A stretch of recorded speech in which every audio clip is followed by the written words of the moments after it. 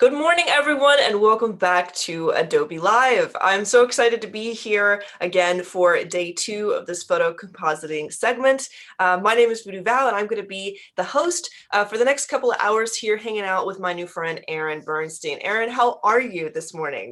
I'm good, thank you. It's been so Good. long since yesterday. I know it's been eons since we've seen each other, and now finally we can have more stepbrothers moments, and we can become better friends with the chat. We can go into the wonders of all of these great pieces of food you've got images of for us. But before we kind of jump into what we were working on yesterday, given a little recap and stuff, why don't you introduce yourself? Tell us a little bit about you, just in case there's any folks in chat who are unfamiliar with you and your work. Sure. Hello again, everyone, for everyone joining us for day 2 and for everyone that's new. My name is Aaron Bernstein. I was an Adobe Creative Resident in 2018 to 2019, where I focused on a transition from fashion photography to food. So now I'm working with a lot of food clients, packaged goods clients, even just doing some still lifes in the lifestyle space, mostly all in studio work, and it's a lot of fun. So here we are. Well, I'm really excited to kind of pick your brain a little bit. I did withhold all of the questions I had about the residency and all that stuff yesterday. I feel like you Sure. probably get those questions all the time, but I had a couple that I wanted to dive into today, as well as I'm sure folks in chat would like to ask some questions as well. And speaking of chat, we have some wonderful regulars and some new faces in today. I see Jonathan and Ferry. Wade Acuff, the one and only, is in the chat this morning. I see Paloma and Lindsay and Ahmed. Welcome in, everyone. Thank you so much for stopping in. Quick couple of reminders before we jump into kind of the meat of today's stream. Number one, if you're over on YouTube and you are wondering who in the heck I am greeting and why you don't see any of those names in the chat, it is because I am actually reading the chat over on behance.net. So if you come over to Behance, you'll be able to join the party, as it were, and you won't be wondering where all of the ghosts I'm greeting are at in the YouTube chat. And then lastly, I'd love to pull up the schedule and just kind of let you folks know what is going on for the rest of the day. Here we are at 9:30 Pacific time, because at least we're running on Pacific time because I am in Northern California. We got the photo compositing with Aaron.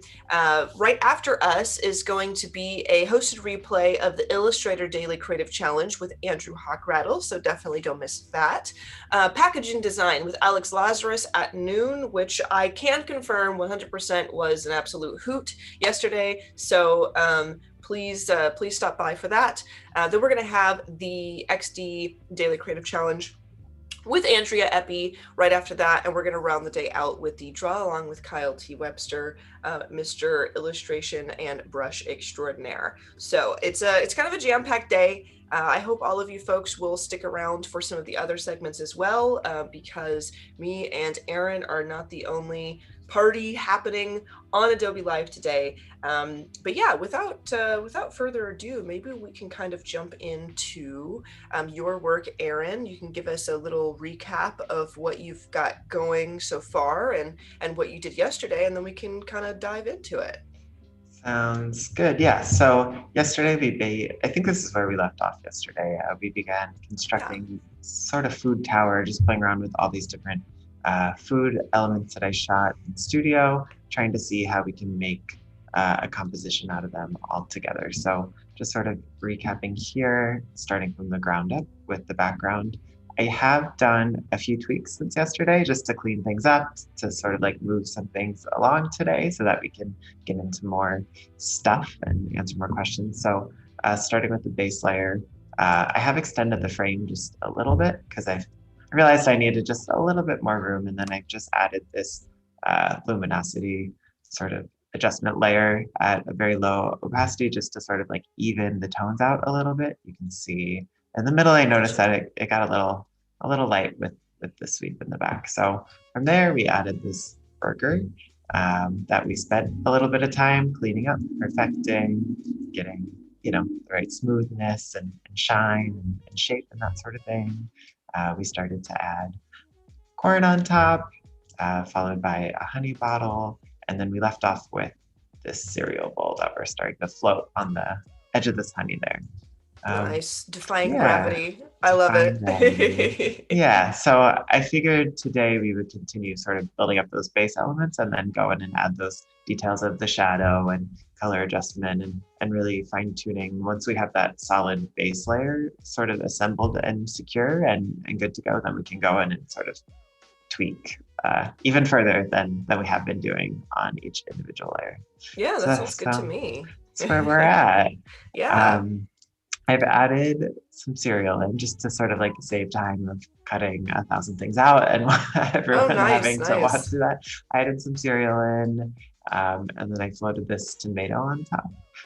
That is like the coolest looking heirloom tomato I think I've seen. It kind of looks like a human heart almost. Like it looks like an organ or something. It's just so cool. I was debating like shooting a more classic shape, if you will, but I did take these photos like late summer where like tomatoes are really peak here and accessible, and I just loved the color of it and also just the texture. I think finding like texture in produce is a never-ending quest and always fascinates me, and I think like just the lines, and you can like see sort of like the juice of the tomato pressing against the edges of it, and maybe that's why I'm a food photographer now, because that's what excites me. But yeah, I felt very strongly about this tomato when I found it. Yeah, I think it was a good choice. You've made him a star now. Exactly. He's a star, Aaron. Yes. Yeah, I love it. I'm very excited. So now you have, you put in the cereal and you put in this tomato. And this is rounding out to be like a very nice tower. You said tower of food. You promised tower of food, and we definitely promised tower of food. Yeah.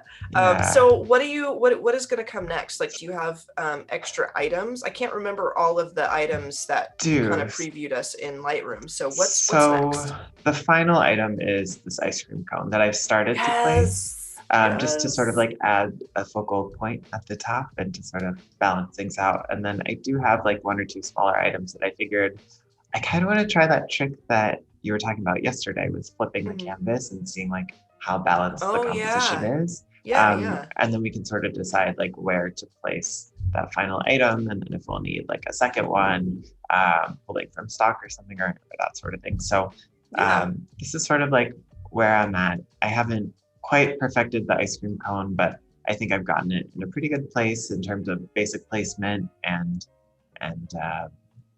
meshing together with the tomato. Yeah, it like looks really, really cool. Like I think just like the drips. I would love to see the difference between you having added the ice cream in and some of your like raw photos of like how you were positioning the ice cream. And I also kind of want to talk about like just photographing ice cream in general, because some of the things that we went over yesterday was about like what you can do as a photographer to make the food keep differently, look appealing, and like kind of, because even if you make the world's most incredible looking burger, the pictures don't always do it justice, and there are some things that you have to do to make it look lovely. And that ice cream, I've never wanted to eat ice cream like with tomato in it so badly. It looks delicious, and I just like want to see like kind of the raw photos versus what you have in the tower. Yes, honestly, for sure. So ice cream, I guess from a photography standpoint, is something that you notoriously like never should actually photograph as ice cream.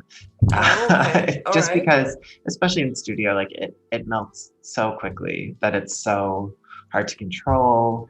Like within even seconds, I would argue, like you really start to lose like what you would expect to see in like a very commercial shot of ice cream. So a lot of the times it's actually mashed potatoes that you're looking at. Oh, okay. Which is interesting. That is very interesting, because when I think of ice cream and mashed potatoes, I don't think they even look the same, but yeah, that's more for like the ice cream that you can find like in like in the grocery store in the frozen section. Okay. Like it has the same texture when you start to like scoop it out.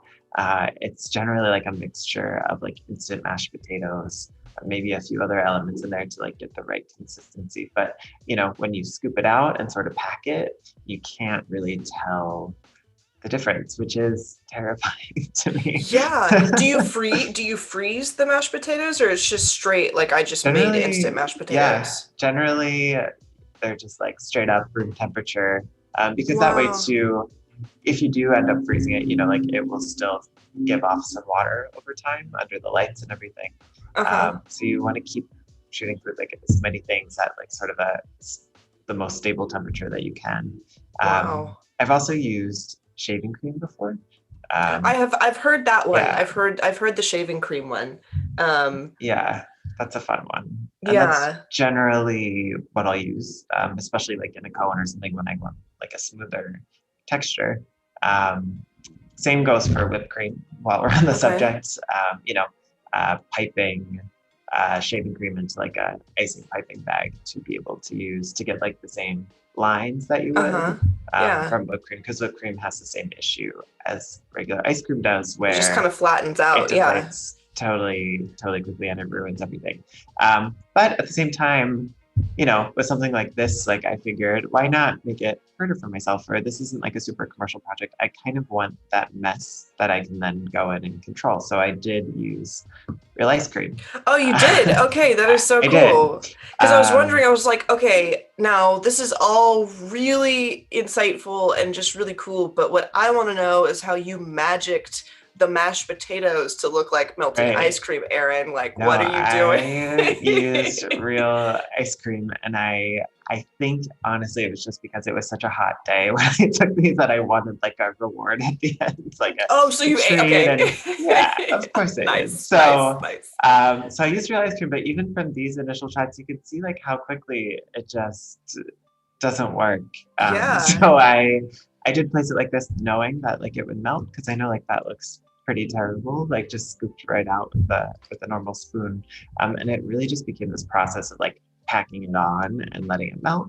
I really liked the melted ice cream as a part Yeah. of it, like running down those like canals that the tomato makes. And it seems Um, like as you started to like pack it, it went from like here's like basically what my ice cream cones look like when I make them for myself at home. Like just the my wrist hurts. I'm not gonna actually scoop into this like totally, frozen ice cream. Here's just a strange triangular block of it sitting on a totally, cone to like, 100%. now right here it has like that creamy, like cartoon like almost feel to it. And I just love it. And that one drip on the far left, that's really Yeah. good. Yeah, that's a good one. That's good. I think this ended up being the image that I used. And you can kind of see like, so that's the initial image placement. Oh, okay. There you Um, go. and then what I did was sort of the same technique as yesterday, where I just masked out the blue and then sort of just painted in. You can see that the tomato was rotated. So this is a case, for example, where I didn't Hmm. line things up very well. But that overall like outside shape is still there enough that I could sort of like begin to merge the two. Yeah. And then I just wanted to get more of the control of the drips, and I painted out like that left drip felt really important to me. So I I, couldn't even I kept tell, that in there. honestly, that you Um, had composited to like the ice cream with a different tomato. okay, I didn't even notice. So that is good to well done. know, because Yes. I totally can. And that's why I was gonna pick up today, but because I do think like it's a pretty good start. Hmm. I just think that we could tweak it like a little bit more. Once I sort of got enough of this base layer, I was just going to make a copy of it and then apply the mask, just so that I could go in with um, my work tool, just to be able to push sort of these drips around to fit in those grooves just a little bit more Oh, perfectly okay. Gotcha. than what it would have been in the other Oh, shot. So now even when you just move it, I can really see the separation between the elements, but yes, like it's still kind of mind-blowing because it really looks like that's just the photo that you took. I think we're blowing some minds in the chat too. that are kind of like, oh, okay, yeah, they're separate. Yeah, Um, they're totally separate. Wade says, I do like the melty look of that on the red tomato. I agree, Wade. Paloma says, I'm glad I'm eating during this stream. Well, good for you, Paloma, Hopefully because people we're learned not. from yesterday. I know. Yeah, I hope everyone learned their lesson and brought a snack today, but I can't snack on the stream because I feel like uh, the wrath of streaming gods would come down on me and they'd be like, stop crunching into your microphone. And I'm sure not everyone showed up here for ASMR Adobe. That's a different channel. Yes, totally different channel. Also, Wade says, and maybe you have encountered this before, Aaron, a food stylist friend of his uses shortening like Crisco for ice cream. Yes, I That's have cool. heard of that as well. I've never used it before, but maybe I should play around with it. What's the weirdest non-food item you have ever used to substitute something that looks delicious? You know, like if we like, you know, because when I look at an ice cream image, I don't want to know that it's Crisco or mashed potatoes. Right, So like, course not. what's the tastiest thing you've made that's like actually the most least, you know, tasty thing in actuality? I think mashed potatoes is up there, but I would also say using glue for cheese is pretty What? gross. How? Like the long sort of like melts, like when Yeah. you like pull a piece of pizza up, or when you see that in a commercial, like the perfect slice from the perfect pie, like those strings are never, or I should say rarely, actually with cheese, they're usually some sort of formula of glue to like allow a super elastic and sort of like consistent stretch. Yeah, that's nasty. That's real nasty. Yeah. That's like that's just like, well, if I was hungry before, I'm not now. Lindsay says, well, that's just disturbing. Um, It is. Yes. A lot of, and that, I mean, again, that's like at the most, I would say, like commercial level of food photography, all these tricks, right? Like a lot of it is the actual food, but it will be super glued or sewn together in certain ways or poked and prodded to get perfect shapes and then painted. Like the amount of paint and polishes and waxes and like everything on top just to like really define those colors and textures. That's what's usually fake. But I would argue that in a lot of like recipe based work or things where like instead of like selling food as a product, but food as like a food, like actual food that food you as a want to food. eat, that maybe someone, is following at home or something, like that's usually all real. And there are definitely ways to like, work with food solely in a very like real way. And I would say that's in my case like 80% of the time it's mostly all real. But with these trickier elements that might melt or just like be really finicky in front of a camera, that's when those techniques come in super handy, just in my back pocket to know that I can use if things are not going as planned. Gotcha. Yeah, and we've got also Clever Devlin saying, motor oil. And I think I've heard that motor oil is Yes. used for things. What is motor oil used for? Motor oil for syrup. Oh no! No! Yes. I think that's worse than glue cheese. I think I forgot about that. It's a really bad smell. oh no. It's just like a really intense smell. But the reason is because it, I believe, like doesn't absorb as quickly into like a pancake or something as regular syrup would. Good to know, I guess. Oil like retains its shape and like a little bit of volume sitting on top versus sinking in. I've used it before, but I have generally found that like using syrup still works better if you like seal.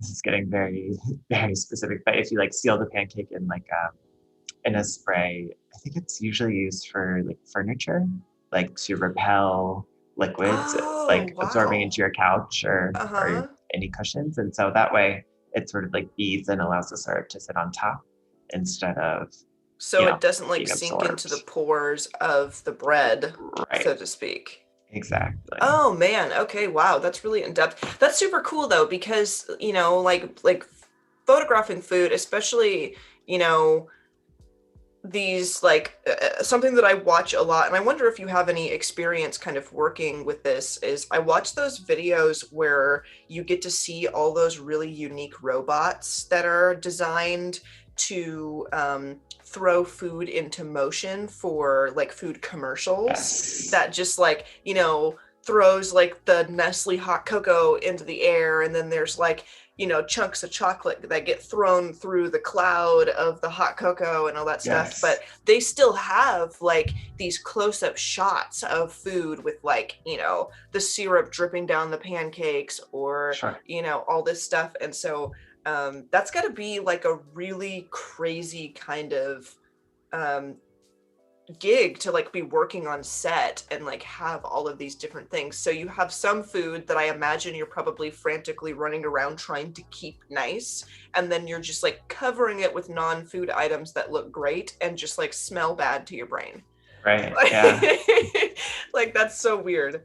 And then you're filming it in that case all within like a second or two and slowing it down. It's just, yeah, Gosh. those videos fascinate me. It is way beyond my abilities, but Yeah, some of them are I crazy. could watch those all day. And then sometimes too, it's even mixed with, you know, renderings and Yeah, CGI and things that are, you know, like aren't even there at all in the shots. So I think one of the things it's that I really fascinating. liked with that is they had like this one robot.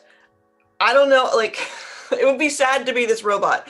All the robot is just like a pair of arms that like kind of, you know, they stand like this, and they just squeeze a bottle of juice. That's it. It's just like you Yes. press the button, they squeeze the bottle of juice, but it like throws this like, you know, huge thing of like a big geyser of like juice. And then there's another robot where all it is just like a little like compartment of strawberries, and it just throws the strawberries. Right. You know, and then you have like, it shows like what it looks like behind the scenes, and you're like, you guys are not doing anything professional, you're just making a mess Correct. back here, you're not doing it. But then you see the footage, and it's like this juice that's like soaring in slow motion through the air, and then like the strawberries like, you know, collide and fly through the juice, and I'm like, oh man, I'm gonna need some naked juice right now. I need a Right. smoothie. Like I have to It's have true. this. But it's just like, you know, kind of a crazy thing. Wade is saying, Febreze the pancakes before you add syrup. Got it. Um, Reverb Mike says most food in TV commercials is made of plastic or CGI. Yeah, some of it is like pretty crazy, but it's always great to see the non CGI like behind the scenes footage where I'm just like, I'm hyper aware that I'm watching a room full of like grown adults throw food, and no one's yelling at them about it. Right. Yeah. Listen, it's definitely a sort of dream gig, I think, for a lot of people to be Yeah. able to have these like food fights and get paid for them. Yep, for Um, sure, for sure. yeah. What would you say was like the messiest set that you ever worked on? Be it like an outdoor gig with like a team, or even just in your own house? I'm trying to think because I feel like every time I think that it can't get messier, It it just gets somehow worse and manages worse. to get worse. Um, Recently, I mean, I did do like this packaging shoot for it. It was like mini pancakes, which is the shoot that I'm referring to, and crepes. Oh, And okay. that just got very messy very quickly, just Oh having, no. because I was figuring out like, is it the motor oil? Is it the syrup? Is it this like spray that, you know, seals the pancakes first? Is it a mixture of both? And so just the pure amount of like residue and like smells and like Oh God. goopy seamless backgrounds, and then, you know, like using plexiglass to protect maybe my background or something, but then having the oil streak, like it just like Oh, so you put continued. plexiglass like between the backdrop and the food. Sometimes like if it's sitting like directly on a color or something, like there Oh, are, you know, it's usually helpful to create some sort of protection from the base just in case. okay. All right. You know, you want to keep shooting on it. It just depends. I think it just saves paper sometimes, but it does make lighting, for example, like super tricky. But Is there plexiglass included in any of these photos you're working with today? not in these. Okay. I think I generally, like, for example, for that shoot, I knew that we were like silhouetting out the elements for the packaging. So it was okay that maybe there was like a weird reflection, or that the syrup was, creating a glare because of the glass or something. So I could just sort of like shoot it on this white sweep to keep it clean and not have to worry about changing it every time that we like poured a syrup to get that perfect pour, which was a lot. So yeah, that was really messy. And then I also did a shoot recently for popsicles, and we had to shoot like the real product in that case. Yeah. And they just melt so quickly that it was just like a puddle of fruit juice. But like if you're shooting real life like popsicles, yes, then I imagine they supply you with tons of popsicles. Correct. So can you confirm how many popsicles you finished during that? Because if they're real popsicles, like I don't imagine, maybe I'm wrong. I've learned a lot today. Like, do you actually add like weird painty stuff onto popsicles too to make them look more appetizing? Or the popsicles, we ended up only sort of melting down with water slowly, like painting with water. It was very weird, just to get like not too frozen, not too melted. Like you can take like a warm damp cloth and sort of like start painting down the sides to get that perfect shape. And then you have about like a minute to shoot it, and then you replace it and do it again. So we had like placeholder popsicle sticks and sort of like popsicle forms that we would use, and then just like rotate them in. Super, super quick, but because it's so quick, you're sort of just like throwing the popsicle that was used out. I didn't actually end up trying any. I was like so stoked to try all these popsicles, but I think at the end of the day, after working with so many popsicles, I was like, you're just like, no, we ran out too. So I was like, I don't need to try these. Like, I would have been like, oh no, I accidentally melted too much off the side of this grape blast. Right. It looks like I'm gonna have to take one for the team, folks, and I'll handle this. I got it. Don't worry. I got you all covered. Yeah, I'll clean up. Next time that you can come to set, and that will be your job. Yes, please. that'll be super helpful, actually. I'll be the set goblin. And I'll just make sure I'll sort out all of the edible food that nobody needs. Let's see, we got some comments here in the chat. I remember the food commercial vid that went around on Twitter not long ago. It felt so wrong. I felt so bamboozled. Yeah, I know what you're talking about. That like showed all of the stuff. And I also love that you used the word bamboozled, because I think that's a great word. Me finding out just a moment ago that motor oil is syrup and glue is cheese. Bamboozled is a perfect way to describe that. Paloma also says, I had never thought of what the process was for food design and styling. My mind is blown. Fairy says, do you imagine that if you're hungry and you want to eat a pancake, but you forgot you already poured motor oil on it? I get that, but I also feel like you may be saved by the scent. Like, I don't know. There's no mistaking that smell. If I put motor oil next to my face, I don't think I would, have in my mind, like, gonna munch and crunch. Annika, welcome in. Says, hey guys, just joining in. Hi to everyone. It is wonderful to have you here with us. Annika, thank you so much for coming to hang out. She also says that she thinks your composition here with your items is very fun. And I have to agree. We got from Lindsay, how do we feel about renting a deep freezer and turning it into a light box? That would be interesting. There's a lot of, so I was actually thinking about that, and I'm glad that me and Lindsay are kind of mind twinning here. Is like, the idea of doing a photo shoot in an enclosed area that keeps the food for you. And with a smaller freezer, I would think that would be too difficult, because if you've ever opened up like a deep freezer, there's actually a lot of atmosphere in there. Yes. There's like, fog and stuff in there. But I wonder if that, because you know there's like walk-in freezers with tons of space. Like I wonder what it would be like just to like get your snow clothes on and go in and like shoot ice Go cream for in it. like one of those giant freezers. That would be super cool. That would be cool. I'm trying to think how it would work with the equipment. Yeah, with the, I mean, they would probably have to have, well, the thing is, there's outlets, there's electrical outlets and stuff in those big freezers, because I've been in one before, and sometimes they're like, they can be like 20 by 20 square feet, and they're huge. Yeah. Okay. But like, I've never used a camera in freezing weather, like, so I don't know it how. freeze up.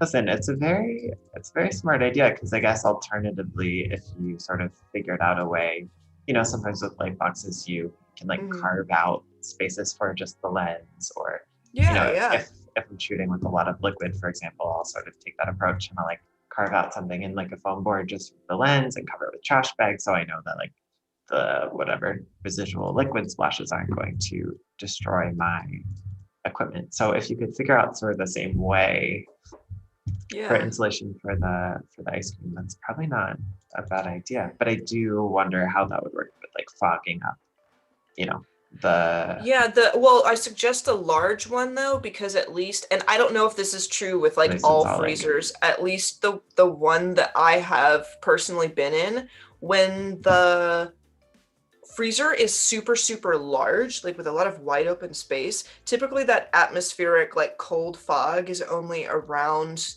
where the products are sitting, like if there's shelving and stuff and you're moving things around, because it's almost like there's like a collection, like a concentration of lower temperature as you start getting around stuff that's like, you know, frozen. And there's like sometimes these big freezers lead to a deep freezer, and those things are so cold you open it up and there's like a blizzard in there.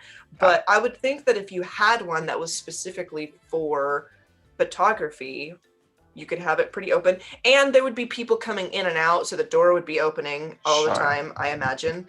And if you had like a clear space in the center, you could photograph the world's most delicious looking ice cream, sans Crisco and mashed potatoes. That's a great idea then. I think that is definitely worth exploring. I will just have to buy a very nice coat to be able to work in for long stretches of time, but I do sort of love that idea. Well, I want 10%. I'm like, just kidding. Right. Or I'll just give you all the extra ice cream. Yeah, you know what? That's the quickest way to my heart is with snacks. So, I mean, there you go. Why did you turn down like an actual paid gig in exchange for ice cream, Val? And I'd be like, did you not see the ice cream? Like there was peanut butter ice cream. So I don't know. Listen, business priorities. Sometimes it just makes sense. There's, you know, and it's weird because like sometimes I'm not always in the mood for ice cream, but like every once in a while I get a hankering for it, and you could probably con me into accepting ice cream in lieu of a contract during those times, because it's a powerful feeling. I need me some ice cream. Good to know. Annika is wondering what brushes you're using to create shadows and reflections. Sure. So, right now I'm just going in and sort of like cleaning up a little bit with these shadows. I've added like a slight shadow somewhere. Oh, this is the one below the bowl, just darkening a little bit. Even though that was actually placed there, it felt like it was floating a little, so I'm adding something there. I'm adding one to sort of fill out where I'm pointing to my screen with my finger. That's where I'm at today. Sorry, not no, it's fine. I do that all the time. I'm like, like if you look right over here, and people are like, you don't know how this works, do you? We are gonna get through this. So here I've added a shadow like from where that tomato would have fallen, and I like to add my shadows. It really just depends, but in this case, I'm using these levels adjustment layers and sort of like painting it in with a brush instead of painting in the actual shadow with, you know, a 10% opacity brush on like multiply or something. I like to do it this way. That's really great. It feels less intimidating if I then realize like something's too dark or too light, because now I can go in And just I, edit it. Yeah, and you don't have then to like, oh, like I want paint it a it. little bit darker or something, then I can adjust there Yeah. and then paint from there. It just feels like I'm tiptoeing through that process a little bit more than just like what feels like a very destructive edit, even though I understand that you can do that the same way. No, I Just love that brush. idea. I think that's really clever because I've done that. Honestly, I could use that technique just in like my digital paintings. I think that's really great. Like being able to, because very frequently when I'm painting shadows on anything, I will add the shadows with just like a soft round brush, which I imagine you're using like the general brush, the soft round brush that just Yes. comes with Photoshop for this. Yep. But I'll paint in shadows and then realize, oh, they're a little too dark, and then I'll like kind of hide it, or I'll do sometimes, depending on what colors I'm using. If I'm not doing like grayscale stuff, I'll use like a color overlay and try to get something a little darker. But when I'm doing like a just regular grayscale shadows, that would be a really great technique to use. So I think that kind of goes like maybe cross genre shadow Totally. painting there. Yeah. And let me scroll through here just to make sure I'm not missing any questions, because I think they're just like kind of starting to pour in, honestly. Okay. Which is more cost? Oh, okay. So way to saying at that point, talking about the freezer Sure. ideas, I think, which it might be tough on the gear. So which is more costly, fake food or new gear? I imagine Right. probably fake food. Definitely fake food. Yeah. Perhaps you could ask a local restaurant if you can come in their off hours. I think you would have to pre-scoop the ice cream and freeze it first. That would be interesting, actually, Lindsay. Like pre-scoop some really beautiful ice cream cones and then set them in one of those little cone holders and like just freeze them so they're like perfect when you get there. Christina's wondering if Hungry Boy was a no-brainer, or did you take a long time to come up with your brand name? Um, it it's something that was like a very not cemented idea. Mm-hmm. When I was applying for the residency, I felt like I needed, well, my like intentions and everything with, as anything going into the residency were so different than how I came out of it. But I felt like I needed like an umbrella sort of brand to be able to reposition what I was doing under, and so that I felt like I could come out of something with like a very tangible sort of product, whether that was myself or my work or a package. So I sort of just came up with it as like a placeholder for the application. Gotcha. I did some like very amateur branding around it for the application, made a video, and it was also one of those things that I was like, and well, this will never happen, so whatever, like it's fine. But if it does, great. And then when it did, it just seemed to really resonate with people and in my interviews and in talking with the team at Adobe. So I was like, you know what? Okay, I'll do this, and I'll sort of like have it as like this alias sort of name. Because I didn't know at the time like if it was just going to be me as a photographer, if it was going to be more of like a blog or a website, or how it could expand beyond just one person. And I still don't know that, but I think it just sort of stuck. And so I'm just rolling with it. It's something that, yeah, it was a placeholder. And then I, for once, like didn't think too much about it. So I think that says a lot that it was like right. And here we are. Yeah, nice. I like it. I do think that it is just kind of a nice name, and it's like I've met,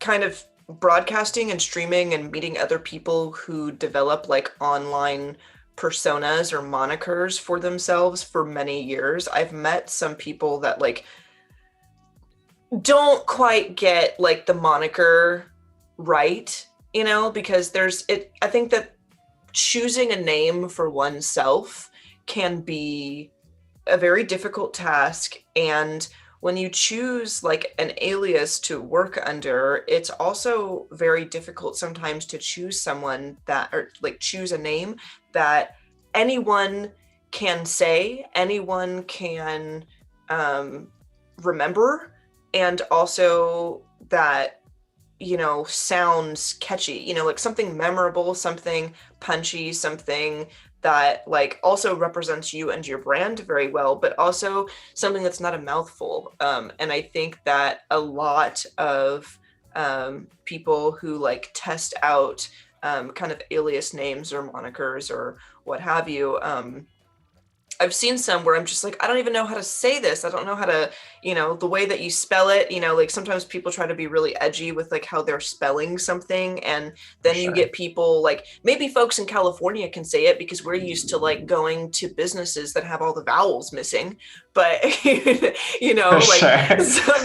sometimes like if you are like, showing off your work to somebody who's in the Middle East or somebody who is in Japan or somebody who's in Europe and all of these places, their language and their sounds and things that they are used to hearing and pronouncing in their own language, being translated to like them trying to read this strange word that you've created and then like interpret it in their mind and then say it may not come out the same way. It's not going to have the same impact. And I think Hungry Boy is like pretty perfect because it's like, you have like this passion for food and photography. And it's just like, it's almost less of a name and more of a, this is what I am. I am the Hungry Boy. And I think that it's very relatable and cool. Thank you. It's tricky too, because adapting it to like a business, I was a little bit worried. I was like, are people gonna, because I don't want to like have clients call me Hungry Boy. Like like it's just like the umbrella term that my work and myself live under in this case. And so that it was sort of like a tricky way of trying to figure out like how to best define that. But I think it works also just to help. It's nice to be able to like separate it mentally from like, okay, there's there's my work, and then there's Aaron, and like it doesn't feel, it makes it feel more like an extension of myself or like another part of myself. I'm like, okay, work mode, whatever. But like, luckily, clients aren't calling me Hungry Boy all day on set, which is great. But that'd be weird. Right, like once or twice, okay. But like all day, it's like no, okay. They know, they recognize that there's like a human behind it. Yeah. So it's working. You never know, though. You never know how people are going to react to a name like that. However, for sure. So when I first started working with Adobe, we were over on Twitch and we were kind of like, I think a lot of the folks that were on the team were kind of just dipping their toes into live broadcasting, and I was a wee babe. And I was like very, very excited, to be invited and to be working there and everything. And I remember I remember Gus telling me something very particular about working on that project. And that was that when he created there's some folks in here who've actually were present for the Adobe Twitch channel. And his username over there used to be StarCrunch. And he was like, yeah, this is my name, and we're like, so what do you want people to call you though? And he was like, well, they're going to call me Gus. I'm like, no, they're not. They're going to call you StarCrunch. If that's like your username in the chat, like everyone was like, they're definitely going to call you StarCrunch. So, and he's like, no, cause that's, that's not my name. So we're, they'll call me Gus. And then like, after a handful of months go by, everyone's like, yo, StarCrunch in the chat. And Gus is just like, hey guys,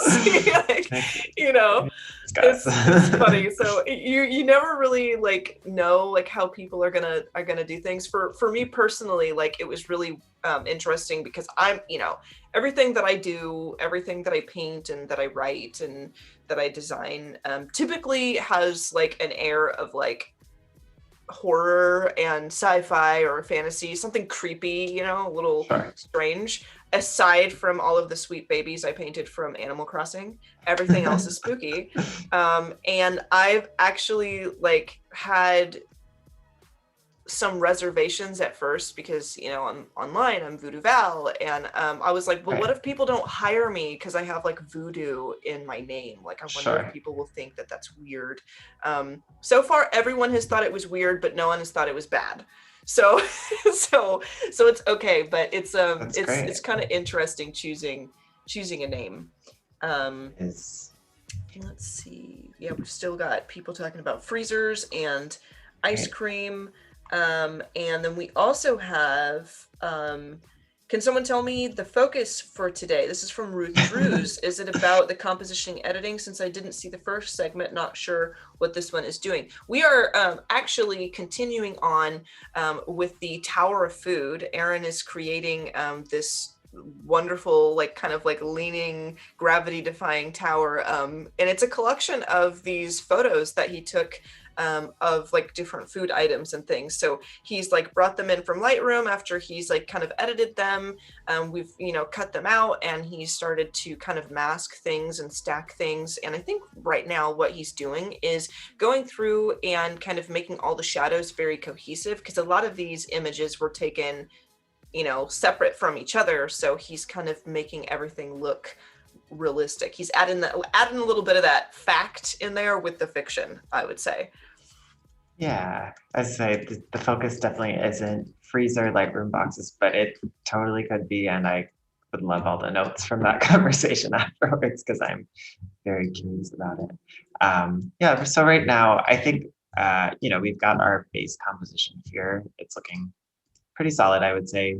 Um, Beyond sort of like figuring out what to do about like a bottom shadow on the background, which is next. And I'm kind of scared to do that, but I have gone in and added sort of just blending all the elements together even more than they already were, just like really defining those shadows. And then I started working just to see what it would look like overall. I like to do an adjustments folder that sort of sits on top everything where I keep all the layers that I'm tweaking. I think this is a habit from just creating so many animations and realizing that like going into sort of that field and direction with my work really taught me that it's really not a good idea to be editing each layer individually because then it won't be consistent, saturation wise, color balance wise, levels wise. And so it really taught me just how to use adjustment layers as effectively as I possibly could. So 9 times out of 10 of my work, I have this like adjustments folder, even with stills that sort of like floats on top. I think it's a good way to approach with composites as well, because then I can sort of like edit all of the same colors that would be in the same shot together. So I started just with like a very basic levels and curves. I usually use both just because I feel like for me, it feels like I get different amounts of control with both tools, even though it sort of, you can achieve similar results. Yeah. Sometimes I'll have 20 different curves layers in this folder and 6 different levels or something. And then just with hue saturation masks going in for the yellows, the reds, and that lettuce green, just sort of like tweaking those, with the reds, just pumping everything up just a touch from what it was. So yeah, I'm just beginning to like tweak to see like how the final image might look before attacking that shadow, which I'm avoiding. So here we are. I don't feel bad because I often avoid things in my work until the last minute, and I'm just like, better do this. Also, Reverb Mike in the chat is calling you Mr. Hungry, and I'm not sure how I even feel about that. I don't think. It sounds very grown up, which I am very, very not. Wade is saying, I was today years old when I learned that Gus is Star Crunch. You didn't know Gus was Star Crunch? He was Star Crunch for like 2 years. That's great. Oh, that's awesome. You'll have to next time you talk to him, Wade, you'll have to just call him Star Crunch and see what he does. So funny. Off-topic question from Annika. What's the best way to stream on Behance to work from one machine? I think when it comes to streaming in general, the best course of action when you're broadcasting is to use either, a lot of people use like, plenty of different other things, but typically OBS or Streamlabs OBS is like one of the best things to use, especially if you're like kind of a casual streamer and you're jumping in. Those are the two things that is most used by streamers across the world. They're very intuitive, kind of easy to use things. There's tons and tons of things online, like videos on YouTube and stuff that you can use to kind of teach yourself how to use the software. Personally, I used OBS for many, many years. And then I used Streamlabs for chat bots and things like that, like to post reminders to my current viewers while I was on Twitch and stuff. But Streamlabs and OBS are now Streamlabs OBS. So you can stream with the program, and then it also has a bunch of different tabs and things where you can do cool effects and integrate to whatever platform you are broadcasting to. It's also a much, much more beautiful program than just regular open broadcast software, which is what OBS stands for. And it's I recommend it. It's a good time. It's very, like I said, intuitive to use. And I would say when you broadcast, it's always a great idea to have at least 2 monitors, if you can manage it, or use a monitor and then pull up your chat on like a cell phone or an iPad. But for me personally, when I broadcast and I'm doing the work, I like to make sure I have a screen where I can put all of my technical stuff. So I have like my chat, my OBS, my everything that I don't want people to see is over on one monitor, and then my artwork is on the other display. So those are some tips and things, just how to organize and what to use. Let's see. I think Wade is kind of talking with her as well about OBS. Annika says, I always assumed that most Adobe community members who live stream use 2 different machines due to the camera angle. Is there a guide you can link me to? Oh, so you mean like, because we have like streams like this where it's like, you know, it's me and it's Aaron and we're in teeny tiny little boxes, you know, and we're just kind of in the corner of Aaron's wonderful workspace. And then we have people like Paul Trenny, where he has, you know, his stream angle where he's in the tiny box. And then afterwards, there's like a side view of him that comes in and, you know, he's like dancing around and doing his thing with the music afterwards. It's literally just, you can plug in multiple cameras and sit them in different places. There are very clear places in Streamlabs OBS where you can say, you know, add a video capture device. And for me right now, I use the Logitech Brio webcam, and it's got a little clip on it, and it's clipped to the top of a monitor directly in front of me. And then I also have several, because this is like my studio for streaming and for YouTube. So I've got tripods, you know, in the background and stuff, where when I want to do like a wide angle shot of me in my workspace, I'll put it on a tripod, but it's still connected to the same computer I'm using. So if you know, I can just make it look fancy. Trick you guys into thinking I'm not a nerd. I'm not just a just a nerd sitting at home. You guys have no idea. I've been a nerd all along. I think that's maybe we could talk about that, Aaron. I think there's kind of an interesting juxtaposition between the reality of like us as designers and like what people think of us like online, you know, especially Sure. I imagine especially like after like doing the creative residency and stuff, because you've always been you, and you know, you grow and you adapt and you change and you know, you go through your life. But like, was there a huge difference, would you say, like after you started doing the creative residency versus like before you had, you know, kind of got that gig, between like what people just kind of like thought you were versus like the reality of what you were?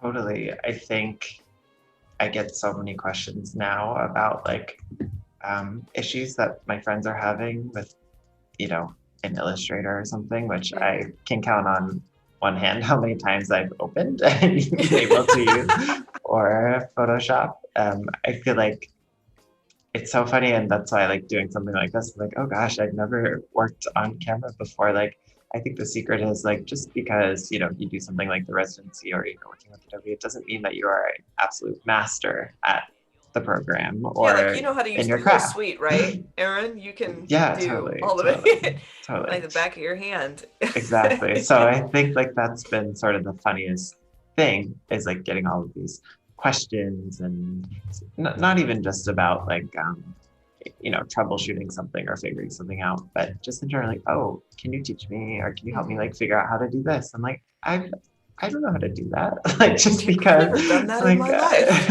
right, I like don't know. happy to try to help, but I hope that you realize like I didn't like disappear for a year and go into this like boot camp of like, oh, okay, like I didn't like download every single thing that you can Like the do. Matrix, My brain, Morpheus right, just hands you like, here's Adobe Suite, bro. right. Just download it and you're good to go. Totally. So I think I don't know. I think the fun part is like um, learning along with other people and sort of like I don't want to say sacrificing yourself, but voluntarily like knowing that people will watch something like this and like Hmm. see you maybe make a few mistakes and learn along the way. I think that was like more empowering at the end of the residency than intimidating, which is what it felt like at first. Like just Yeah. fully preparing and knowing that that's what it was, even though people might expect something else or absolute like expertise. Hmm. Whereas really in reality, it's a year to figure out sort of your own creative career and the best way for you to use the programs and how that informs and elevates your own work. So I don't know. I think that's probably the biggest uh, difference between like what people expect versus like how I actually feel on the inside and like how much I can help. Yeah, I feel it. I think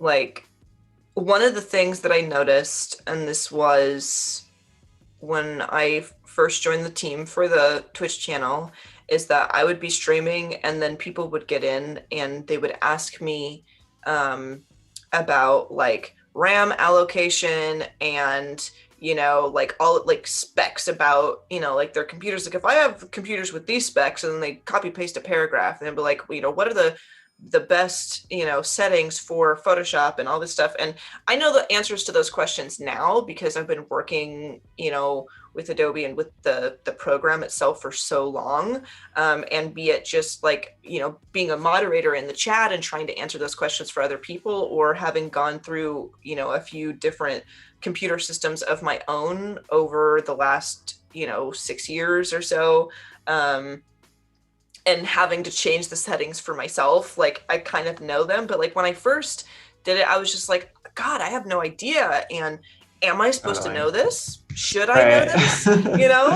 And eventually, I think it was Gus who was like, if you have any technical questions, please go to the support page and all that stuff. But I think that when you start working with larger companies, or you start doing broadcasts of things, and people see you on a broadcast, I think that they assume that maybe you are like a representative in every single facet of Sure. when it comes to what you're broadcasting for. And it's interesting, and I think that that's probably one of the reasons why I love Adobe Live so much, because I think that where other instances I've been in for broadcasting have been about like, yeah, like show them like all of this knowledge that you have, and kind of like playing into that, like, yeah, I do actually know everything.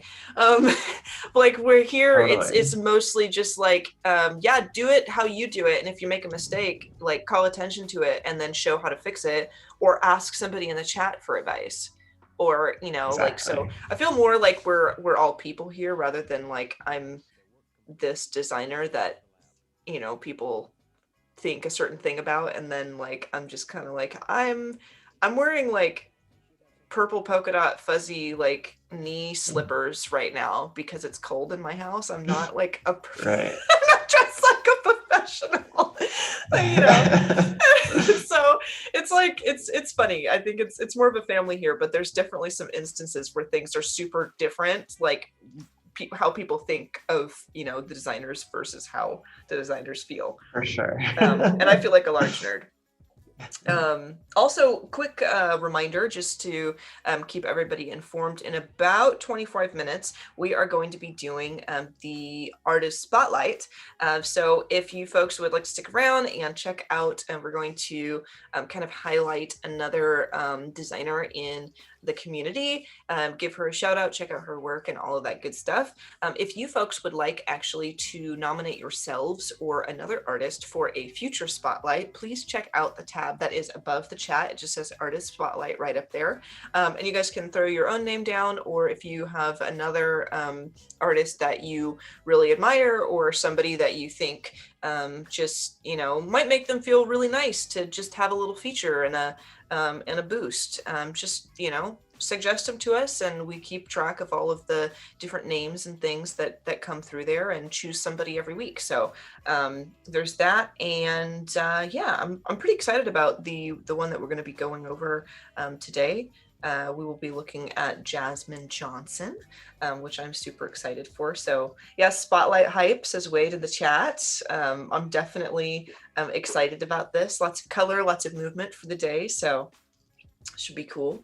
And I'm also loving these little peppers that you are kind of throwing in here, just like making balance everywhere. This is really very gravity defying, and I'm loving it. So I was like, okay, I'm gonna take this time to like do a few options, because I can't decide. I think I completely forgot about the pepper, and I was looking at this and I was like, okay, shadow, right? And I was like, no, I'm definitely still missing something. And I think, initially I had this idea of keeping this pepper on top. I think like that, like last little element is really nice just for scale and everything. But composition wise, like I can't decide where it should go, or if I need more, or which direction it should face. So I've sort of added, I was like, oh, well, there's a lot of negative space down here. So would it make sense to float the pepper down there and add something else on top? But so I don't know. I'm working through it. I wanted to like see the different options. And you could, I remember you saying that you were interested in attempting to flip the canvas today. So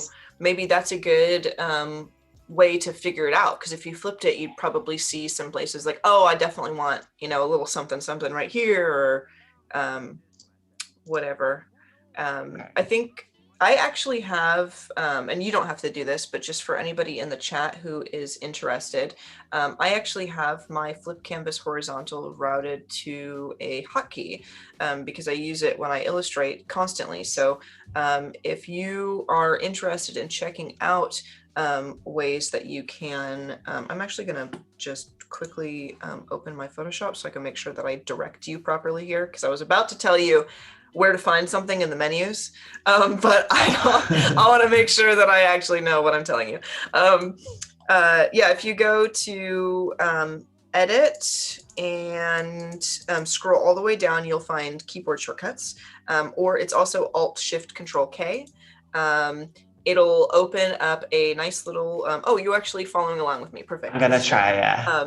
If you go to image, open the image stuff and scroll all the way down to flip canvas horizontal. I actually route it to what I believe is the camera raw hotkey, and that is Control Shift A. Or at least it opens camera raw when I did Control Shift A before I rerouted it to it. And the reason why I do that is because I never forget it. Because I use Control Shift S constantly, and I don't use camera raw. So Control Shift A or whatever you are more comfortable doing, Aaron. And then you can literally just hit that hotkey over and over again, and it'll just flip it back and forth. And it's very convenient, especially if you need to look at it real quick. It doesn't stop you from working on what you're working on and having to go into the menu system and do all this crazy stuff. Yeah, there you go. That's actually really well balanced, if you ask me. Like I can kind of see where what catches my eye is the bowl being like so far out on the sides, but it's really not bad. Like I like it.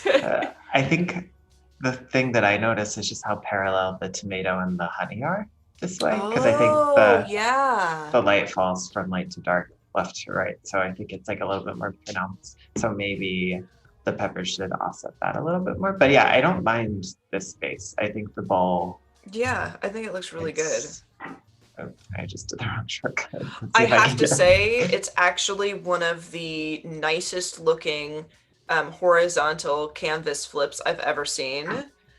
Because I am very used, and maybe Wade and anyone else who does like painting and illustration in here that flips their canvas will know. Sometimes I do a drawing and then I flip my canvas and I wonder if I even know how to draw. Or I'm just like, what have I been working on for the last hour and a half? Why did no one tell me that this is what it looks like?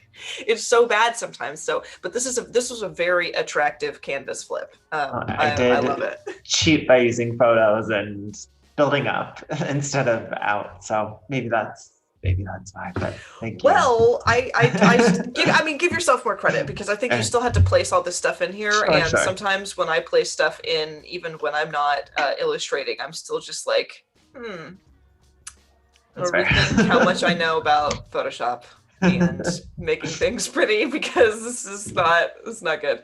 Totally. So Wade says, "Lol, same. It can be shocking." Yeah, I and Reverb is quoting Missy Elliott. I appreciate it. I love that. Thank you. Always take a Missy reference. Yes, he's talking about flipping things and reversing it, and I have more love and respect for you, Reverb Brian. Thank you. I can hear her in my head now, and Yes. she's giving me motivation. It's going to be stuck in my head all day. It's definitely what I'm putting on after we're done with the stream. It's gonna happen. So I'm a little frozen here again. So I'm just no. waiting for that to flip back. Well, maybe I'll go through chat and see if there's any questions while we wait. Am I an Apple genius? Absolutely not. I had a Mac for maybe a couple of years. I remember I went to college briefly for forensic anthropology, and I wanted to have like this computer I could have like all my case files and everything on, and I got myself like this like Mac Pro thing that was like stupid expensive compared to what you can get from Apple now.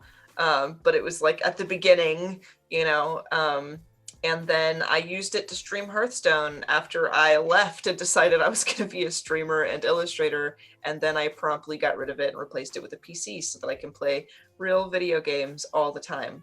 What about you, Aaron? Are you like, I mean, I know that you're using a Mac, but like, do you have any experience with PC, or are you just like a Mac fan? I am, I don't want to say indifferent. I think I was just, I was raised on a PC. So initially, like everything that I did was PC. Mm-hmm. And then I don't think it was until college really that it was just like Macs all the time everywhere. But I actually didn't have a Mac laptop until after college, just because I found that in all the jobs that I had before the residency, they were all Mac focused as well. So I just sort of like transitioned over, I think, as a lot of people do. And it's just sort of, I think now too, like my priority living in New York is also just like space and the ease of which I can like move things around. And so it is nice just to have like one solid desktop machine and know that I don't have too many other elements to worry about. So I'm on a Mac. Oh, we're back. We're flipping. Yay! Don't forget to save. Yeah, I am doing that next. So I'm on a Mac. I can't tell you last time I touched a PC, but I think that's just out of training and habit. Yeah, I'm definitely a PC gal. Like I said, I had the Mac for a while. It was really jarring because I also was raised on a PC because, my parents were gamers, my siblings and I are gamers, everything, all of our family members like play video games. Even my grandmother plays video games. Like my grandmother is like an Age of Empires Warcraft fan, and she games all the time. So like I grew up like sitting next to my grandma and like watching her run through like the Warcraft 1 scenarios and like, just like grandma's killing orcs this afternoon.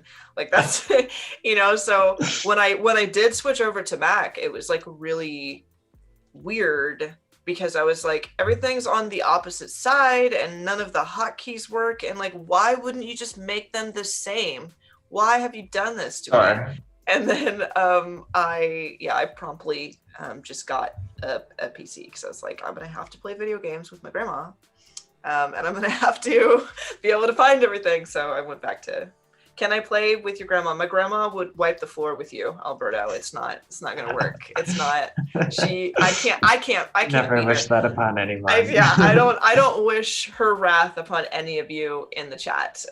She's really good at Warcraft, but I think she's even better at Age of Empires. And every time I think I've got her beat and I've built like a secret base and I've like got all these resources and stuff, she's just, I'd hear her from the other room like, oh, I found you.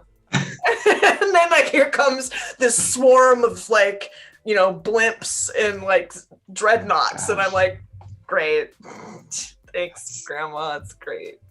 It's wonderful. Really great, actually.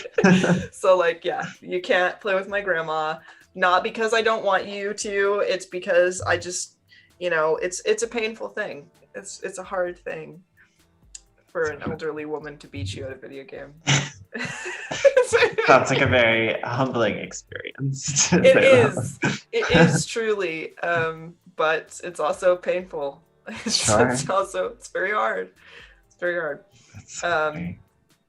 Do you play video games at all? Even just like, like phone games? I don't. The only game that I've been playing recently, and I have no idea what it's called, but basically it's like a color matching game, because of course it is, where it like flashes a very specific shade of a color and then it disappears. And then I think you have 10 seconds where if you hold down on the screen, it reveals like a gradient of that color. Let's say it's like a green, but it was a very dark green. And then you have to like try to match it as quickly as possible with your finger of like what you remember the shade to be.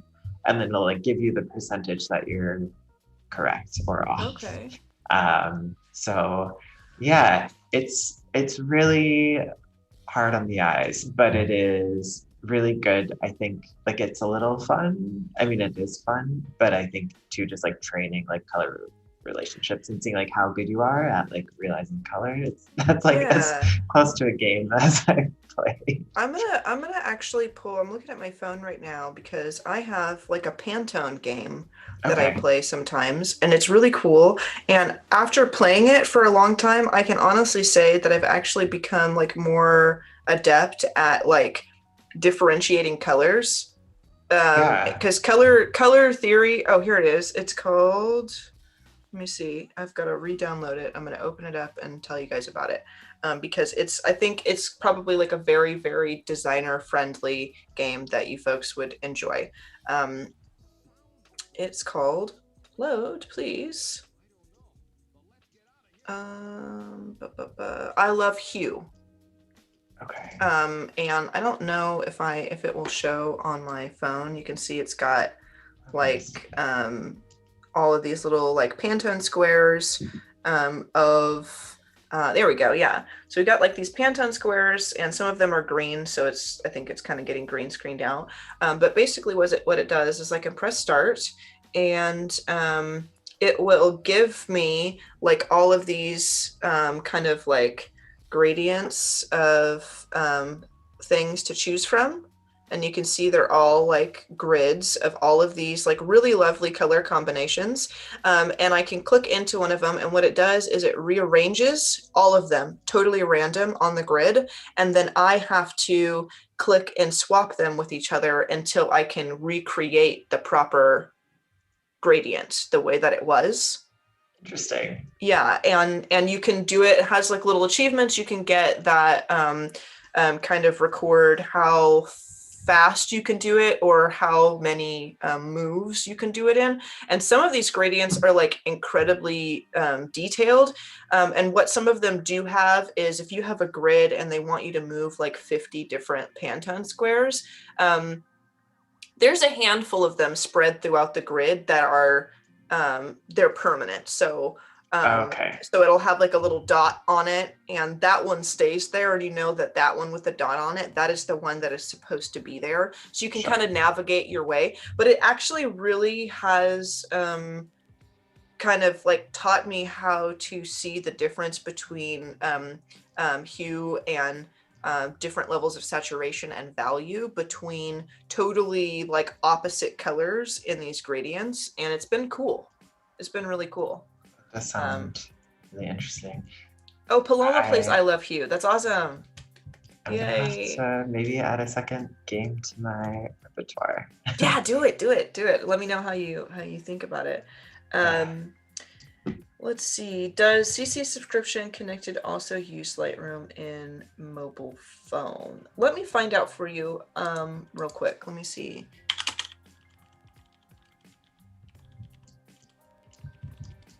Lightroom Mobile is a, let me see.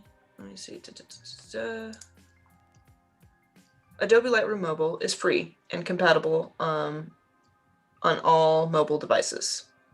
So, and it also says that the Android version will now work without a subscription. So yeah, you can download the app on your phone or iPad, and you do not have to have like a paid subscription to use that. You probably will have to have like a login, maybe. I'm not sure, because I've had a subscription for a while. I don't remember ever logging in to use an app before I was like, had a subscription to an app, so I don't know. Krishna wants to know any specific reason you have the clamp there when shooting.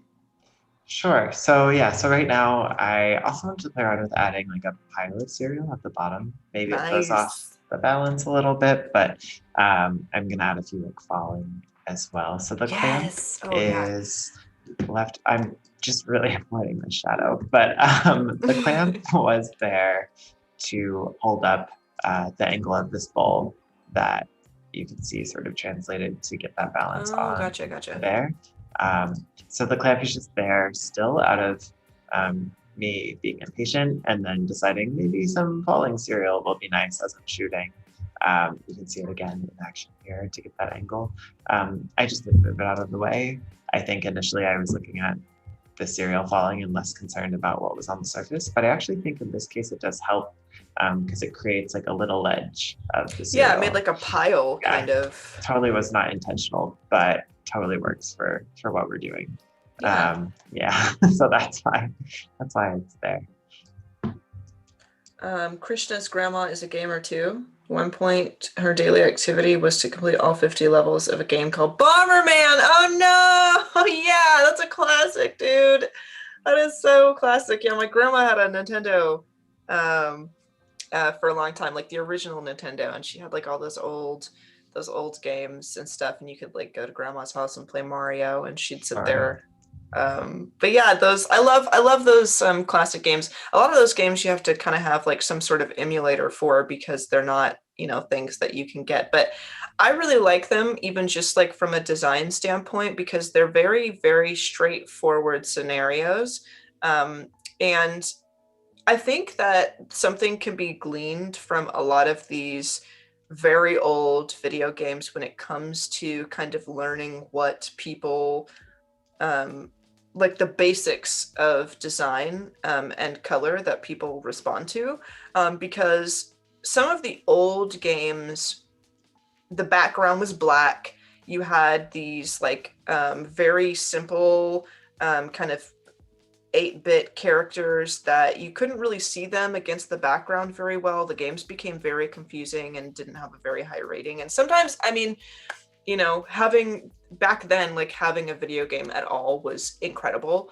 But you can kind of see, like, especially with Nintendo, as games started to like really develop, kind of like, I think Mario is like a really good example of how the brain works and solves problems with primary colors, because they have like, certain creatures that are, this color, and certain power-ups that are this color and things, until colors start to have a language of their own and express more than just a color to a person's brain. So you can kind of keep those things in mind, like when you're designing. Like when you're playing Mario, the color yellow usually means coins.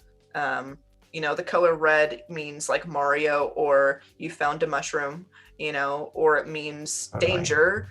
The color green usually means Yoshi, or you found an egg. Like when you see these colors in the context of video games, they start to, like, yeah, you're looking at a color, but they start to inform your brain of the possibilities of current actions and scenarios.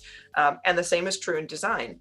When you're designing apps for, restaurants, or you're designing a tower of food, or you're designing whatever it is that you're working on, people, I think, have been accustomed for a very long time to certain color combinations having a lot more like power when it comes to what people interpret than just simple colors.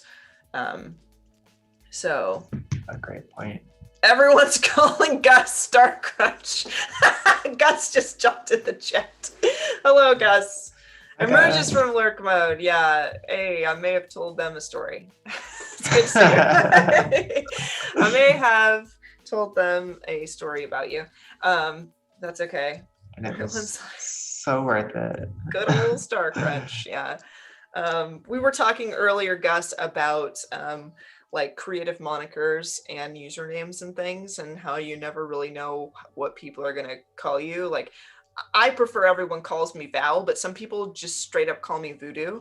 And I think that's cool too, but that's not what I intended, when I first started. And I think we had somebody in the chat call Aaron Mr. Hungry today. And then I told them the story about how you were like, yeah, my name is Star Crunch, but like they're going to call me Gus. And everyone was like, no, they're not. They're going to call you, they're going to call you Star Crunch, because that's what it says when you type in the chat. And he's like, no, they're gonna call me Gus. We're like, they are not. It's good to see you, Alberto. Welcome in. And things are transforming. Okay. All of a sudden, everything was green. I was like, whoa. I was just, it's green again. I'm just gonna get some of these colors from the burger, maybe reflected in the shadows a little bit on the cereal pile, which I still don't know if I like, but it does kind of help stabilize a base. I do really like it. Kind of allow this triangular sort of composition now. Yeah. And if you threw some of the a little pepper balancing someplace too, even a pepper laying on the opposite side of the ground, like on the burger, I think would give you a full pyramid, a party hat shape. Yeah, exactly. We're expanding, especially if I add some falling cereal here. I will definitely need something over here now.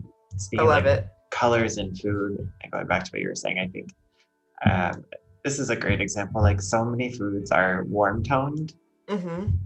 Here there's a lot of yellows, browns, reds. That even just adding that pepper, it seems oh whoa, okay, got to break this up. So that's why generally a lot of my work is on blue backgrounds or cooler tone backgrounds, just to get that complementary sort of feel.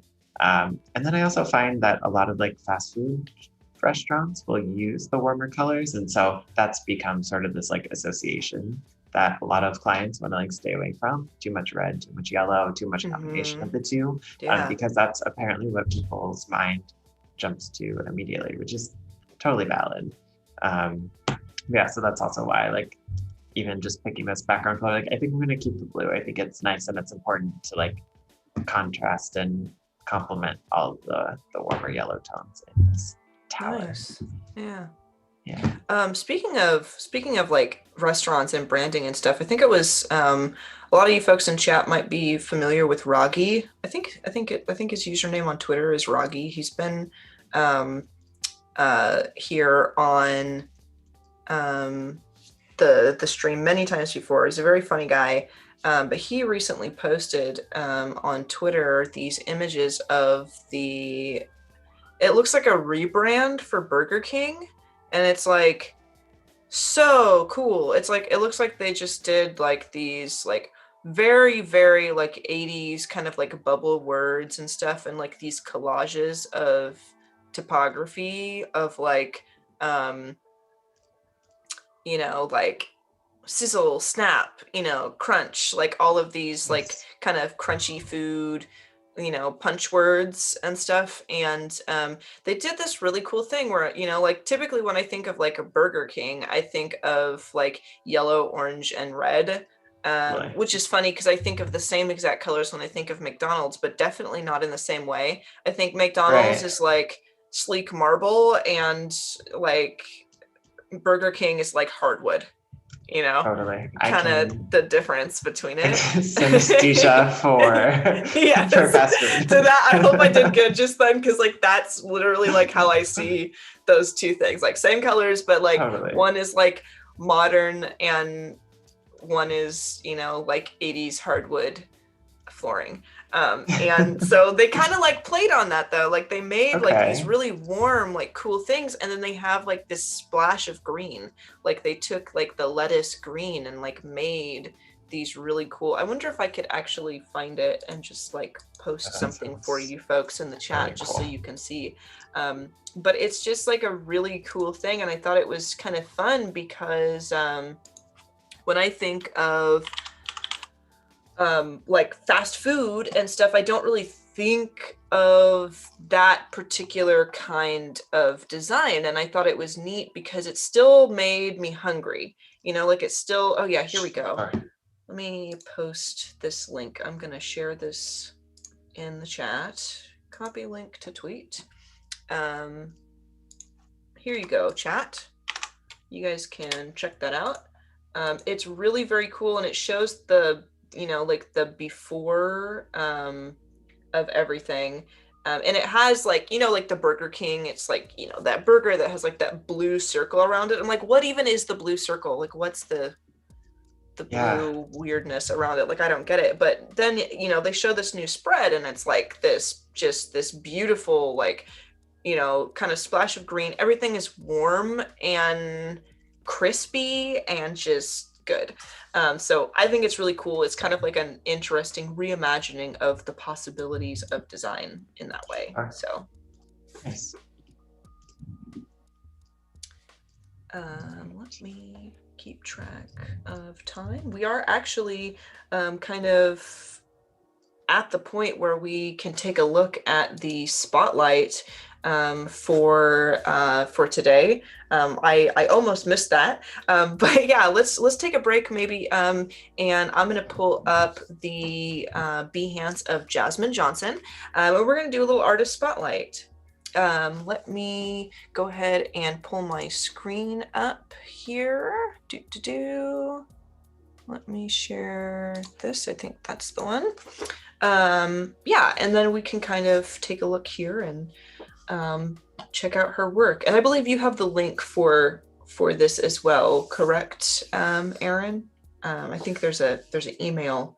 I do. Okay, so if you want a little time to. Oh, there we go. Yeah. Da, da, da. 1 second, folks. Okay. Just let me know when you can see it, because I don't want to start without Jet, Aaron. Oh, I can see it. You can see it. Okay. Yes. All right. Perfect.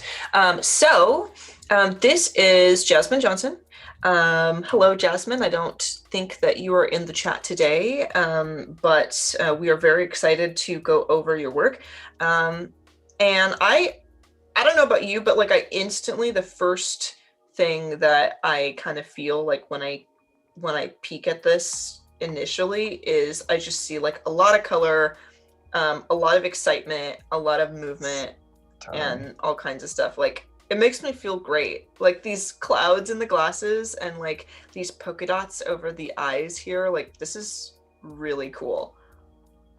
I just love it. Do you see anything that jumps out to you like right off the bat that you would like to just kind of check out, Aaron? Let's see. Maybe the second row, third one in. Row. That this one. one here. Yeah. The poster a day. Okay. I'm feeling energized by all of this work. This is That's cool. Even really just like cool, this title, like the way that poster. I don't know how you made it like this and I can still read it though. Like right? I can Without read even this like very well. thinking. Yeah, Yeah. poster That is 34. And then I'm just like, oh, okay, there we go.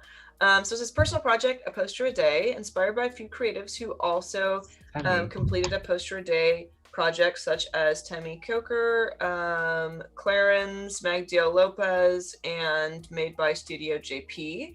Figured I would work to accomplish the same, and so far I've really been excited and surprised by what I've designed. Amazing creations are birthed when you simply commit to a process and try not to think too much about it. Enjoy. Yeah, wow, this is really cool. I like being able to see the image that she worked with. For sure. Like, oh, this is so neat. This kind of radial dotted pattern that she uses a lot is really satisfying to look at to me. Like, Yes. I just really like it. And like a lot of line work too. I think I noticed that in the Yeah. overview too, like these thin lines that sort of like help inform the shapes that are maybe missing or adding new shapes, both in the negative space and then, to emphasize certain areas of the frame too.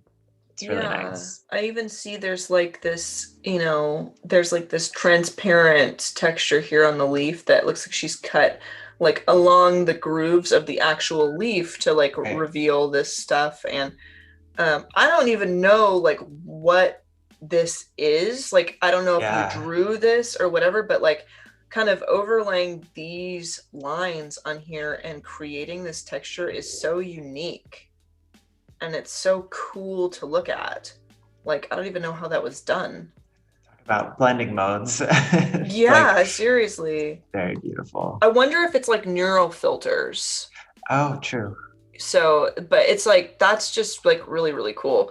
This whole thing, like the texture for all of it is just very, very neat. It's very nice. Yeah, It's I nice like too to this. see it like against a white frame versus a black frame too, and see how that sort of, Yeah. or I guess full frame with the black background of the page. It really just makes it pop in different ways in both accounts, I think. Yeah, definitely. I think Nice. it's versatile that way. Like you could have it on a black background or a white background and Sure. the tones complement it. I'm gonna go ahead and appreciate that because I do appreciate it. I do love it. Um, I'm gonna see. I kind of really liked this one that I saw down here that was also a part of um the banner up there because I love this Oh, yeah. thing here. This is another poster of a day. Nice. Um, I I love this, love like, that. oh, that's so cool. It's a great color scheme too. Yeah, and I think honestly, traditionally, like orange and blue work very, very well together. Yeah. Or like blue and yellow, like work very, very well together. But this is like kind of bringing it to another level. And I think that like the way that these dots kind of disappear into like this swash of blue is just like really, really cool. I'm digging it. That is so neat. It's great. Oh, there's a video? Ooh, Really? love a We get process to video. s- Yeah. Is it a process or is it Or just just before and into the after? piece. Either way, I love a Um, transition. It's yeah, cool. that's very cool. Well done. Well done. Yeah. Yeah. Maybe we can look at one more. Do you see another one that you want Hmm. to kind of Ooh. jump into? That one's kind of cool. Yeah, that one's That's, really cool. this I is was all saying, then we really get cool. into like a little bit different work too with some composites, but still like so Yeah. vibrant and really paying attention to those same sort of use of shapes and consideration for textures and stuff, which is cool. Should we This go to that flamingo. one? Yeah, that one is like Kind of into really, that. that is so cool. It's called Clouds Mingo, and I'm Absolutely. into it. This is so cool. This is I love like, that. but also like low key horrifying because if I A looked little up into the bit, sky yeah. and saw like this flamingo just turn its head and like look down at me, I'd be like, I I'm going back inside. I mean, done. But this is like so cool. Yeah. There's different like colors and Nice. things. That's cool. Clouds Ooh, Mingo. I love that. I love that blue touch too in the or Yeah, and like this in the one here. clouds. Yeah. Yeah, it's nice. I And just how think like dark the the bottom right is too. It's kind of, it makes it more ominous, but I think it's important. Yeah. I think it's cool. Honestly, it's like coming out of the darkness and like emerging into, where everyone can see it. Kind Yeah. of.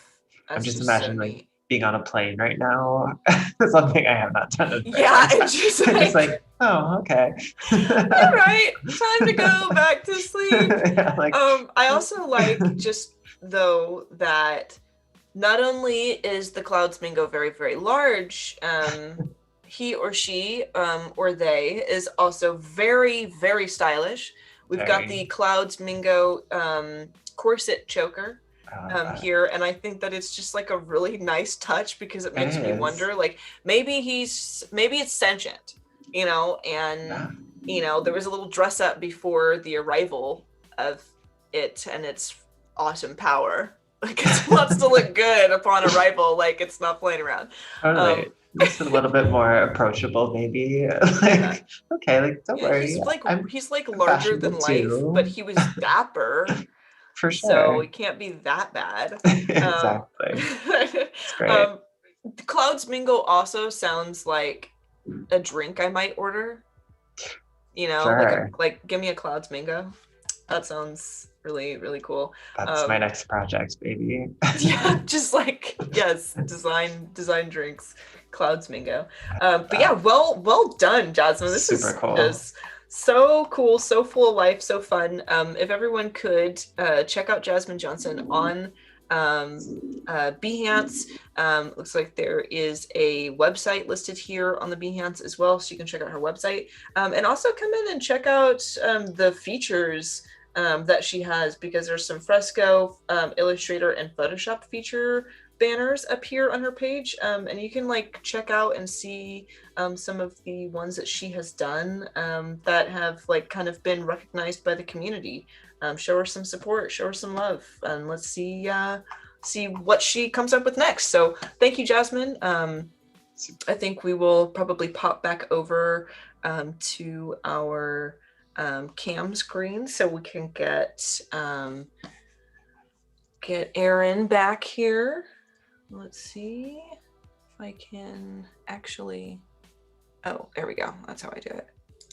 I'm trying to find my little stop share button. There we go. Okay. Awesome. So yeah, let's kind of dive back in here to this. I think we were talking about maybe adding some other little elements to kind of make this like balanced, like pyramid Yes. kind of thing. So We yeah, what do you are got for us? here still avoiding the shadow. I do think though, like this pile kind of helps cover up where a shadow would be a little bit too. But also I did realize like in this original image that I comped in, I do have a little bit of the shadow from the bowl that I was Mhm. holding on top. So I'm thinking about maybe just adding that Just kind of in, putting like that a in touch there, of yeah. that, because like that's a very like easy way to sort of comp in the real shadow. A lot of the times to comp Yeah. in shadows, I do like to take photos of what I think it would be and then put it in versus paint it in, just because for me, like if I know that the shadow's fake, it's never gonna look real to me, even though like it might not bother someone else. And then oftentimes I'll go back into my work and realize like, oh right, that's a fake shadow. Yeah, Um, yeah. so as often as I can, if I know that there's something like this, I try to get some sort of semblance of like a just a workable like texture and shape from before. So even like something as simple as that might. Honestly, I think that works, like to be perfectly honest, because I was thinking myself when you said that you were going to have to figure out how to put the shadow in. I was thinking, there's so much distance that I don't Yeah, think that it would be a sharp shadow. And it's exactly. rounded, so you might get away with just doing like kind of a soft round blob in the back, but like Sure. adding that and having it behind this pile, I can tell you, like, and we can ask chat, too. Like, for me though, in my brain, I look at that and that registers as an accurate shadow to me. Like, I'm good with it. What do you folks think in the chat. Like when you look at it and you kind of see like this subtle shadow back here, what do you think? Like a little subtle blob as well, just to sort of like smooth. Yeah. But I think you're right. I think that's totally starting to work enough for what we need, which is nice. For sure. And also, I just want to point out that we have maybe 10 minutes left before we come to an end here. So if anyone in the chat, if you folks have any last minute questions for Aaron, please ask now. Give us some time to kind of relay stuff. And then no rush, Aaron. But I think we got like a really great amount of work done, kind of like all these new elements. I think we went from like the possibility of a tower to like a literal tower of food. You delivered on your promise for sure. Maybe that pepper it is about sort of finalizing it down there at this point, just to help balance out this right side of the frame now. Just for timing's sake. And I think, we can just go in here, add a new shadow, still keeping up with my layers just barely. This one I think I am going to paint in. I think sometimes what I'll do, and I started to do it, I forget. I think, around the ice cream is, I'll do that sort of like overall levels adjustment layer that I was showing you before, and then I'll go in with that brush and like really define things as I need, with like actually painting in around that initial shadow layer to get the different levels. So I think with the pepper, it might be the same thing. With that lid, especially, just painting in something here.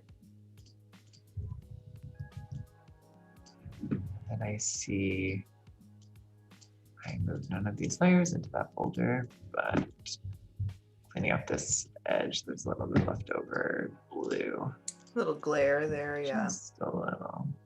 So you really have an eye for this, because I've done like some photo compositing and stuff before. It's not my forte. Like I'm capable if I had to do it like in a pinch for a job or something like that, like I could do it. But I think that because I'm so used to using kind of wild colors in my paintings, like going through with like a color dodge layer, and some other weird blending modes, and like throwing random unnatural colors into the middle of a portrait, that when it comes to like compositing and making sure certain things like that blue glare aren't where they're not supposed to be, my brain doesn't even really see it as like, something that shouldn't be included where it's at. My brain is just like, oh, a nice little bit of blue. So I have like a problem like keeping things consistent. Yeah, what a nice little strange glare of baby blue on this green pepper. This is nice. So loud. And then people are like, it doesn't look realistic, and I'm like, but it looks cool. But it looks nice. And that's like totally okay too. I think it just depends on what you're going for. I think a lot of the times too with my work, it's just like, how do I make this look it's sort of like it's magic, right? Like I'm a technical magician. Like, how do I make this look as real as possible? So like, how can I fool people today? Yes, how can I magic this into what it's not? That's basically like, that's so funny. How can I fool people today? With food. How can I do this? That's great. How can I earn their trust? So, how can I earn your trust with a fake kernel of corn? Exactly. It's great. Pretty good. Yeah, that looks wonderful. That's awesome. I'd even add some sort of shadow reflection here, just to get that like fall off a little bit. Nice. I think, I don't know if there's time to show this, but I can quickly try to explain. I think after like you're looking at this sort of image for so long, like these white values feel very neutral to me, and that's one of the biggest issues that I have. And then like 2 days go by and I'll look back like, oh wow, they're actually like really magenta focused. But there's like a very technical way that I go in and like make sure that it's like actually balanced, if that's what I'm going for in the look. Yeah, we have maybe 7 minutes left, or 6 or 7 minutes. So if Okay, you want to cool. go ahead and I kind of think run it us through it, please do. might be helpful. If not, let me know too. But I think I use the color sampler tool and I try to like anchor a point where the value is brightest and also cleanest. So I think for me, it would be like on the edge of this bowl. Mhm. And I drop a point and it gives me the individual values of the red channel, the green, and the blue of like how strong and bright they are. Okay. So what I generally do in this adjustment folder is I'll go into my, I'll add a levels amount, and then I'll go in on each individual channel until the numbers are equal. So here I'm Oh, wow. Okay. adding blue to add blue to that white value, and then the same with green. So now they're all at 250. You can then delete the point and then sort of see that that helps neutralize the highlights a Oh, little bit. yeah. And like maybe in this case, like I don't necessarily need to do that because I like that's the sort of like reddish, yellowish tint to it. I think it being close to the tomato, it works because it's like kind of gives you this feel like it's really balancing there, and some of that bounce is like in the bowl, kind of, if it has like a little bit of Yeah, that tint. yeah. So I think like I'll just like diffuse it a little bit. But I found like this technique in general is very helpful for skin tones and working with like portraiture and humans just in general, and Mhm. even just in compositing to figure out like why sometimes, if you're pulling from multiple different sources, they feel so off when you're manually trying to color balance. You could do the same thing with shadows as well. Like I Mhm. could add a point in here and see that technically the shadows, well, they're all pure black there. Of course, they're going to be a little bit bluer here because of that reflection, or a Mhm. little bit more yellow here because you're getting some of that honey spillover. But here, for example, like, oh, maybe I skew a little greenish in the shadows, so then I can go back in and then adjust the other way to bring those down just a touch. Nice. Yeah, I don't know. It's been a helpful, very technical tool for me to use when I can't figure out like why something might not look right, or to help me consider, that it might not look right and I'm not even realizing it or something. So Yeah, that's really cool, and it's kind of like a nice fix, and you can toggle at least in, maybe if you do that and you put your anchor point down and you realize that it's not really what you wanted, you have that nice thing. So you can like, okay, totally. like now I need to go the other way and see what that looks like. I think it's a really great way just to like kind of get a scope of um those particular values in your piece, and like start to, like you said, like start to chip away at the effects and um last minute details, as you try to figure out like what's going to be the end game of my piece, of my poster or my painting or whatever I'm working on. um this is really Definitely. cool. This is really cool. We've got just a few minutes left Okay. here before it is time to take off. Emma is saying, "Thank you, hungry boy," and giving greetings to my grandma. I'll tell her that you said hello. Um, uh, we got comments in chat saying that I checked all of you guys. You are so talented. Oh, thank you so much. That is awesome. Let me make sure I didn't miss anything. Paloma's also talking about the Cloud Mingo choker, and she said, "The flamingo's choker, I stan." I second that. And Gus was like, "I am going back inside." um, Farah says those were great tips, Aaron. And JT says, how would you add in additional effects such as honey dripping out of the honey bottle, as I imagine it wouldn't look so good in reality? Probably, I imagine the way that you added the drips and stuff for the ice cream, because that ice cream's not really on that tomato. It's just, take some more photos and have some of those drips and then start kind of compositing them into other aspects of the piece, right? Exactly. Sort of trying to get those like base photos of a drip. Honey Yeah. actually photographs quite nicely if you light it Oh, nicely, yeah, I like would with the imagine light it's kind coming of through the back or the glistening side. and Yeah, yeah. it's just about like figuring out, do I want to run it down a plate and photograph it? Do I want to just like make a mess and try to get it in thin air? But then, Mm-hmm. exactly what we did with the drips, working with liquify a little bit, working with the warp tool, and like really just painting out exactly what part of the drip that you need Yeah, to get that look. for sure. That's how I would do it, at least. Well, that is all the time that we have for today. It has been an absolute blast kind of hanging out with you, Aaron, and getting to see your process and talk to you about all this fun stuff. Chat, thank you all for joining us. Please stay tuned because we do have more segments coming up after this. But we are going to take off. Real quick before we go, where's the best place for them to find you online, Aaron, so they can keep up with your work? Sure. You can find me on Instagram at hungry.boy or on my website at hungry-boy.com. Awesome. Well, yeah, definitely check him out. And we will see you folks another time. Bye, everyone. Thanks for Thanks, joining guys. us. Bye.